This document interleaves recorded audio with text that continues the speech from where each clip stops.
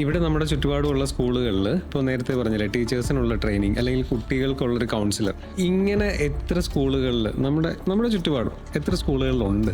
I myself made a Right to Information Act file about this question. Still I am not getting that.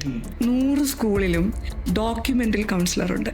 കാരണം CBSEയുടെ affiliation rule പ്രകാരം ഒരു councillor, ഒരു part time learning disability special educator, ഒരു nurse നിർബന്ധമായിട്ടും വേണം എല്ലാ സ്കൂളിലും. നിങ്ങളൊക്കെ ഇനിയെങ്കിലും നിങ്ങൾക്ക് നിങ്ങളുടെ കുഞ്ഞുങ്ങളെ സ്കൂളിലാക്കാൻ പോകുമ്പോൾ ആദ്യത്തെ ചോദ്യം സ്കൂൾ ബസ് എൻ്റെ വീടിൻ്റെ അകത്ത് വരുമോ എന്നല്ല. നിങ്ങൾ ചോദിക്കാനുള്ളത് വെൽ എക്സ്പേർട്ട് ആയിട്ടുള്ള മിനിമം 2 year എക്സ്പീരിയൻസ് ആയിട്ടുള്ള ഒരു മെന്റർ എൻ്റെ കുട്ടിക്ക് കൂടെ ഉണ്ടോ?